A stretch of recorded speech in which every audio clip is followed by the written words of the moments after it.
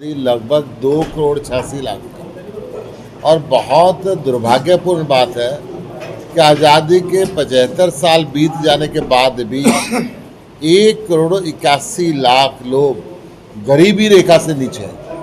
हरियाणा का ये दुर्भाग्य कहा जाए कि ऐसी सरकारें हरियाणा को मिलती रही कि हरियाणा तरक्की नहीं कर पाया। पिछले 2 साल के अंदर हरियाणा में 16,72,000 नए लोग बिलो पॉवर्टी लाइन से लेंगे। 10 साल से हरियाणा में बीजेपी की सरकार है और केंद्र में बीजेपी की सरकार है। अगर मैं गरीबी रेखा से नीचे लोगों की बात करूं तो अम्बाला जिले में 1,86,057, भिवानी में 2,31,999, चरखी दादरी में 88,049, फरीदाबाद में 3,25,419, गुड़गांवा में जिसको मिलेनियम सिटी कहते हैं 1,76,922, हिसार के अंदर 3,24,000 जिस जिले में आप बैठे हुए हैं 439, झज्जर के अंदर 1,48,725, जींद में 2,30,000। एक लंबी फहरिस्त है। तो हर जिले की मैं बात करूं तो कहीं 2 लाख हैं, कहीं 2.5 लाख हैं, कहीं 1.5 लाख हैं। इस तरीके से सबसे ज़्यादा गरीबी रेखा से नीचे अगर मैं हिंदुस्तान के अंदर बात करता हूं तो प्रतिशत के अंदर हरियाणा सबसे नीचे जाता जा रहा है, प्रतिवर्ष नीचे जा रहा है। हैरानी की बात यह है कि किसी राज्य को तरक्की करनी चाहिए, परंतु हरियाणा पिछले 10 साल से लगातार नीचे जा रहा है और ये सरकार के सारे दावों की पोल खोलती है। वे कहते हैं कि सबका साथ और सबका विकास, ये केवल अपने चंद मित्रों के विकास में लगे हुए हैं, चंद पूंजीपतियों के विकास के अंदर लगे हुए हैं। हरियाणा के विकास से इनको कोई लेना देना नहीं। हरियाणा के जो मंत्री हैं वो और उनके रिश्तेदारों की संपत्ति बढ़ती जा रही है, परंतु गरीब और गरीब होते जा रहे हैं। लाखों उद्योग हरियाणा में बंद हो गए, लाखों नौकरियां चली गई हैं, नए उद्योग लग नहीं पा रहे, नई नौकरियां मिल नहीं पा रही हैं। अब जाते जाते हरियाणा सरकार घोषणा पे घोषणा कर रही है, परंतु महंगाई सिर पे चढ़ रही है। 2 वक्त का खाना नसीब नहीं हो रहा लोगों को। आज सब्जी महंगी हो गई है, दालें महंगी हो गई हैं, राशन महंगा हो गया है, तेल महंगा हो गया है, गैस का सिलेंडर महंगा हो गया है। जो 500 रुपये का सिलेंडर होता था 1100 रुपये पर पहुँच चुका है। लोगों की आय लगातार कम होती जा रही है, लोग गरीबी रेखा से नीचे जाते जा रहे हैं। सरकार मुफ्त में राशन देने का ढोंग करती है। 5 किलो राशन देके ये लाइनों में लगाते रहते हैं, कभी उसके काट देते हैं, कभी जोड़ देते हैं। लोग इसके अंदर रहते हैं और मुफ्त में राशन के नाम का भी करोड़ों रुपए का घोटाला चल रहा है। जैसे शिक्षा के नाम पे उन्होंने घोटाला किया, 4 लाख बच्चों का एडमिशन सरकारी स्कूलों के अंदर फर्जी दिखाया गया, उनके किताबों के पैसे खा गए, उनके यूनिफॉर्म के पैसे खा गए, उनके नाम के अध्यापक जो रखे गए उनकी सैलरीज को खा गए। इसी तरीके से यह हर चीज़ में घोटाला आता जा रहा है। ज़मीनी स्तर पे आमूल चूल परिवर्तन करने की हरियाणा के अंदर ज़रूरत है। सिस्टम में बदलाव की ज़रूरत है, पॉलिसियों में बदलाव की ज़रूरत है। केवल घोषणावीर सरकार बने, इससे हरियाणा नहीं चलने वाला। आज हरियाणा को ऐसी सरकार चाहिए जो गरीब को ख़त्म ना करे, गरीबी को ख़त्म करे, भ्रष्टाचार को ख़त्म करे, अपराध को ख़त्म करे, नशे को ख़त्म करे, बच्चों को रोज़गार दे, नए उद्योग लगाए। हरियाणा में इकोनॉमिक रिफॉर्म करने की ज़रूरत है। जनता के पास पैसा आएगा तो मार्केट में जाएगा, इकोनॉमी का पहिया घूमेगा। ये सरकार ने, हरियाणा सरकार और केंद्र सरकार ने मिल के इस देश की और इस प्रदेश की इकोनॉमी का बेड़ा गर्क कर दिया। अरविंद केजरीवाल जो दिल्ली के अंदर, पंजाब के अंदर बिजली फ्री देते हैं, पानी फ्री देते हैं, शिक्षा फ्री देते हैं, world class health care facility free देते हैं और लगभग 20,000 रुपये के करीब मिनिमम वेजेस देते हैं, डीसी रेट, जो हरियाणा में 9,500 रुपये है।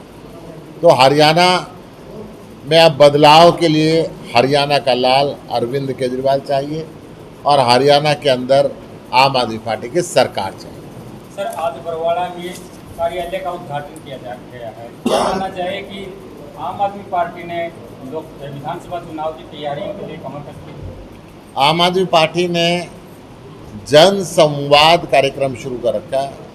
हरियाणा के लगभग 6200 गाँव के अंदर एक एक गांव में और शहर के एक एक वार्ड में हमारा जनता से संवाद चल रहा है।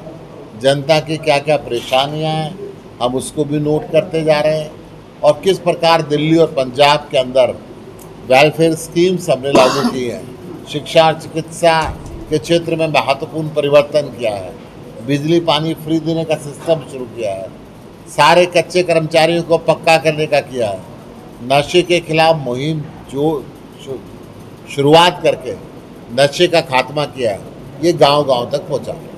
आम आदमी पार्टी ने दिल्ली में सरकार बनाई, पंजाब में सरकार बनाई, लेकिन वहीं अगर बात करें तो हरियाणा के लोगों के दिल में जगह नहीं बना पाई आम आदमी पार्टी, जबकि अरविंद केजरीवाल खुद हरियाणा से आते हैं। आम आदमी पार्टी अभी बहुत छोटी पार्टी है, इस देश में सबसे यंग पार्टी है।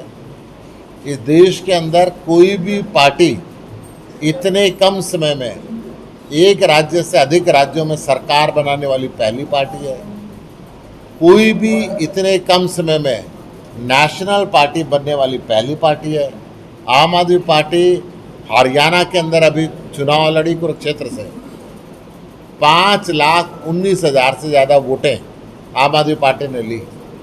जेजेपी, इनलो और बीएसपी जो दशकों से यहाँ पे परंपरागत राजनीति कर रहे हैं, उन तीनों पार्टियों के 10 सीटों पे 30 उम्मीदवारों ने मिलकर जो वोट ली, उससे ज़्यादा आम आदमी पार्टी ने एक सीट पे वोट ली और ये तय कर दिया कि हरियाणा के अंदर तीसरा विकल्प आम आदमी पार्टी है। लोकसभा चुनाव में गठबंधन के दौरान जो है आपने चुनाव लड़ा था, क्या विधानसभा चुनाव में भी यही चीजें देखने को मिल सकती है या फिर आम आदमी पार्टी जो है अकेले चुनाव? आम आदमी पार्टी के प्रदेश के अध्यक्ष होने के नाते मेरी जिम्मेदारी बनती है हर बूथ को मजबूत करूं, हर विधानसभा को मजबूत करूं। हमारा पूरा कैडर इस काम पे लगा हुआ है। इस प्रदेश के अंदर सबसे मजबूत कैडर आम आदमी पार्टी का कैडर है।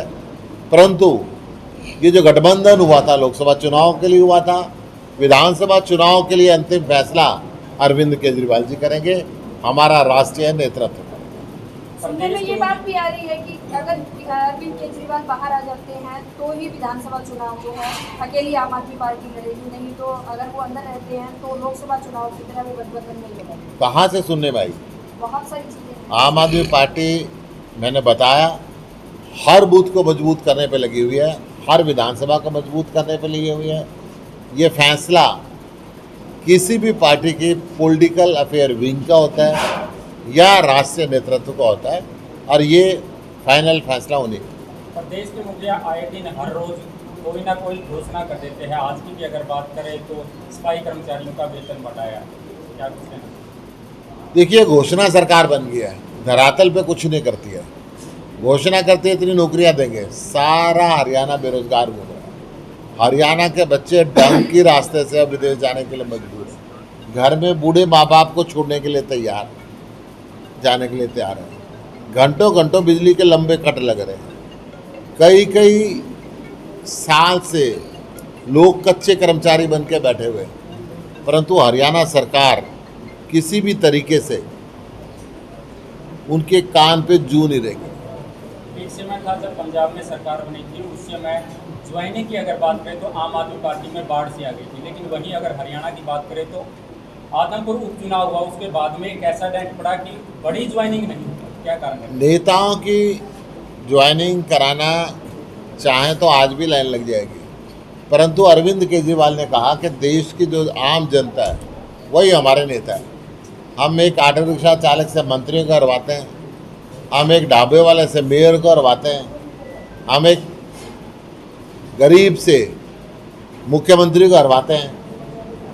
तो यही हमारे बड़े चेहरे हैं। आपके एक नेता द्वारा आपके ऊपर कांग्रेस की पार्टी का एजेंट होने का आरोप लगा रहे हैं, इस बारे में आप क्या कहते हैं? केवल बीजेपी के एजेंट ऐसा नेता आरोप लगा सकते हैं, हमारे लोग नहीं लगा सकते। बीजेपी का काम है अफवाह फैलाना। सर, जो ये जनसंवाद कार्यक्रम चल रहा है, क्या इसके दौरान विधानसभा चुनाव को लेकर के कोई चेहरे भी देखे जाएंगे कि किस प्रकार का प्रत्याशी तरह से? लगातार आम आदमी पार्टी अपने हर चेहरे पे नज़र बनाई हुई है। जो भी मजबूत साथी संगठन में मजबूती से काम कर रहा होगा, उस पर विचार किया जा रहा है क्या इसको विधानसभा के लिए लड़ाया जा सकता है या नहीं। Thank you. ओके, धन्यवाद आपका बहुत बहुत। सभी